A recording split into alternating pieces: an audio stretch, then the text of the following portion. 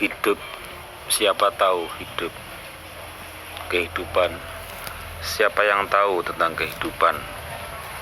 Orang merasa hidup tidak pernah dia minta lahir di rahim mana, tidak pernah dia minta menjadi, tidak pernah merasa orang itu meminta menjadi anaknya siapa, menjadi cucunya siapa. Tiba-tiba saja dia hidup, tiba-tiba saja dia hidup, tiba-tiba saja dia dikondisikan oleh keadaan di mana dia membutuhkan minum, tiba-tiba saja dikondisikan oleh keadaan dia membutuhkan makanan, tiba-tiba kemudian dia merasa dirinya membutuhkan pakaian, kemudian mereka merasa membutuhkan komunitas, membutuhkan mendapatkan pengakuan dari sekelilingnya. Hidup seorang manusia kemudian dihinggapi oleh rasa cemas, oleh kecemasan tentang keselamatannya, kecemasan tentang masa depannya. Hidup sesuatu yang misterius, sesuatu yang gelap, sesuatu yang manusia tidak pernah untuk mengetahuinya. Manusia hanya memiliki harapan untuk bisa hidup dengan baik.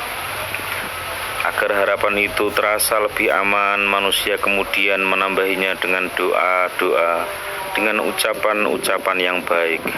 Dan agar merasa harapannya itu lebih aman lagi, manusia kemudian menambahkannya dengan perbuatan-perbuatan yang mereka anggap bisa mengamankan, menyelamatkan masa depan mereka, bisa mengikis rasa cemasnya sedikit demi sedikit. Di dalam perjalanan hidup, kadang seseorang mengalami sesuatu, entah itu sakit, entah itu kegagalan, entah itu hal-hal di luar yang dia sadari, di luar yang dia duga.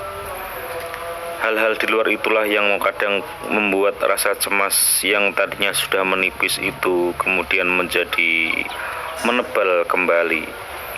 Maka kembalilah manusia itu kemudian melakukan sesuatu yang membuat mereka menipis kecemasannya, entah dengan doa atau dengan perbuatan-perbuatan yang menurut mereka itu akan menjauhkan mereka dari rasa cemas. Tapi bagaimanapun juga hidup akan tetap misterius. Sekuat apapun kebaikan yang orang lakukan, sebesar apapun upaya yang mereka lakukan, mereka tetap tidak bisa mengontrol kejadian yang akan terjadi. Manusia tetap tidak mampu mengontrol masa depan yang akan menimpa mereka. Mereka tidak akan mampu mengontrol sesuatu. Tidak dan tidak, sama sekali tidak. Itulah hidup. Itulah hidup, perjalanan kecemasan, perjalanan rasa cemas, trauma masa lalu terkadang menghantui seseorang manusia untuk senantiasa berjalan. Karena sekali lagi, manusia tidaklah apa-apa. Manusia bukanlah apa-apa. Di dalam tidurnya, manusia tidak mampu mengendalikan dirinya barang sedikit pun. Di dalam mimpinya, manusia hanyalah menyaksikan, manusia hanyalah objek 100% dari apa yang mereka saksikan, hanyalah objek dari apa yang mereka alami. Manusia lemah. Dalam tidur mereka tidak bisa apa-apa. Dalam tidur pun mereka tidak bisa menolak rasa kantuk. Manusia lemah. Hidup dan mati begitu tipisnya, hidup dan mati begitu tipisnya, tidur dan bangun begitu tipisnya. Di dalam tidur manusia tidak mampu mengendalikan mimpinya. Bahkan di dalam mimpi manusia tidak sadar bahwa dia sedang bermimpi. Karena dalam bermimpi manusia terkadang juga merasakan kebahagiaan, terkadang juga merasakan ketakutan. Di dalam mimpi manusia melihat dirinya sendiri. Maka sesungguhnya siapakah yang dilihat itu?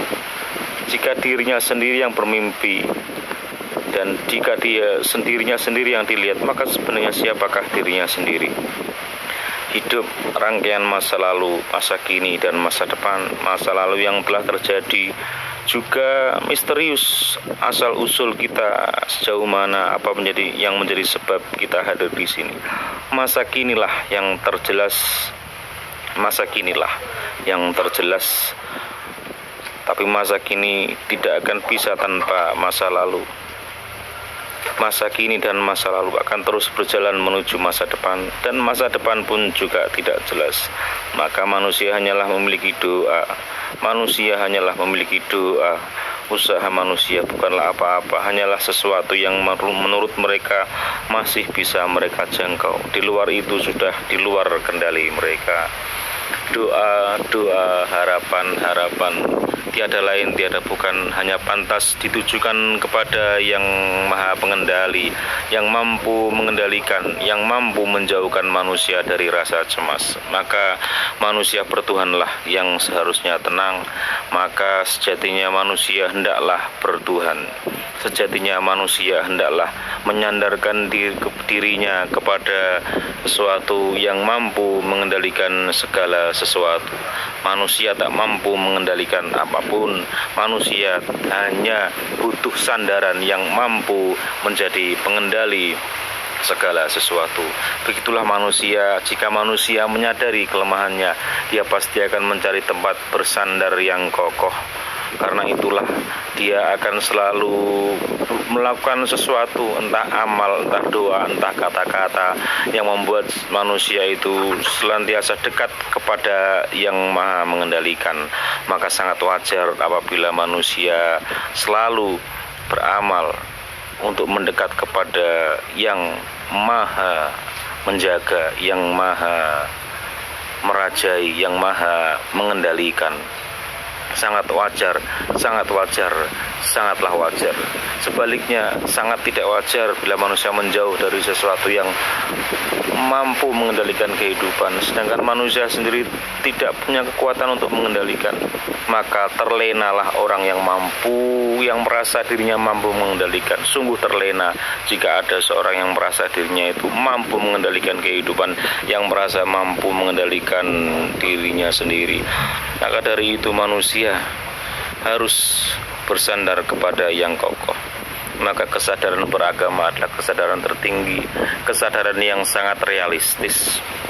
Beragama adalah sesuatu yang sangat realistis di tengah masa lalu, masa kini, dan masa depan yang serba gelap.